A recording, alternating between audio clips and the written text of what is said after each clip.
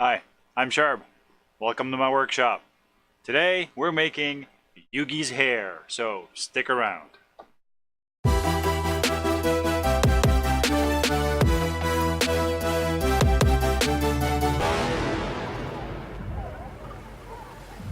So this is the file I'm using. Now this is a paper file. However, since I'm using 3mm foam, this will work just fine. A couple of issues that I had with this file is that it can only be opened in Pepakura Viewer, which means that I cannot remove the textures and I can't see the fold lines, because when I print it, all the black will print black. But there's a neat little feature. You go to View, highlight fold lines, and then everything just pops up, and then you can see light blue is a valley fold and dark blue is a mountain fold, and that is how I handle that. Now, I tried to find the link again where I downloaded this file, but for whatever reason I could not find it at all. I did find this exact picture and it linked to an Etsy page. Now when I clicked on the link, there was nothing. Like the link was dead. And I'm 100% sure that I downloaded this file for free. So I looked at my Etsy account and lo and behold, there was nothing in my history that says that I purchased this file. Now again, I could not find the link to this file. I would love to give it to you.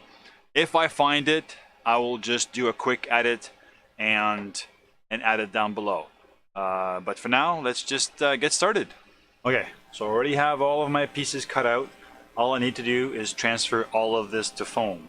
Now I'm going to spare you the time lapse of me cutting all of my foam pieces and doing all of the valley and mountain folds, but I'll still show you how I did it.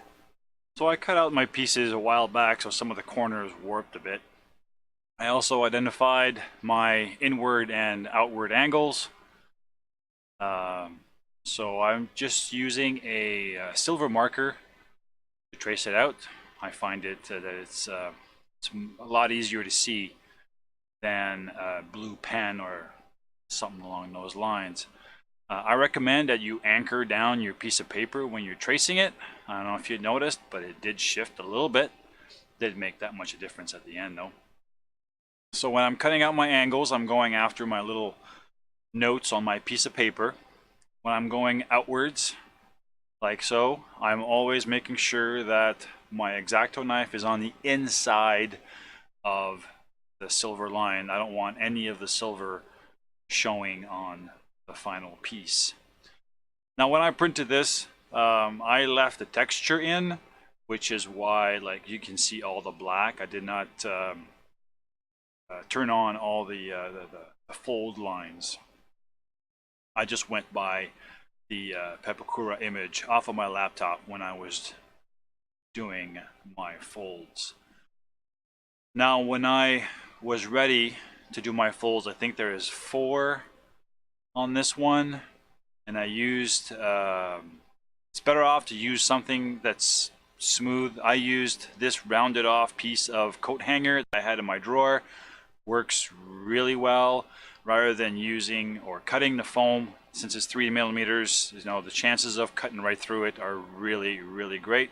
So just by using this little rounded off piece of coat hanger, you just press down and there are your folds, mountain and valley.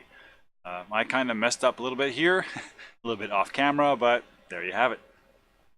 Okay, everything's cut up, all my folds are done, time to start gluing.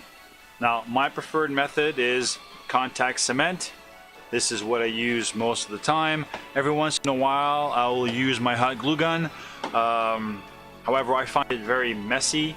What I'll do is I'll use contact cement and then repair with the hot glue gun. However, on 3mm foam, hot glue gun is going to be extremely messy, so contact cement it is. Let's get started.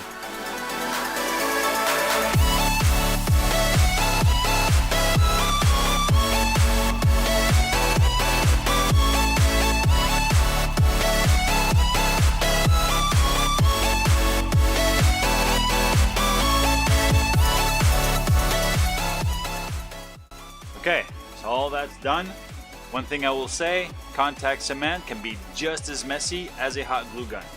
Now the plan wasn't really to paint this, but I made such a big mess with the contact cement that I don't have a choice but to cover it up. So let's head over to the garage, we'll throw some Plasti Dip on here. So I had a short time lapse that was supposed to go here, but I accidentally deleted it, so let's just move on.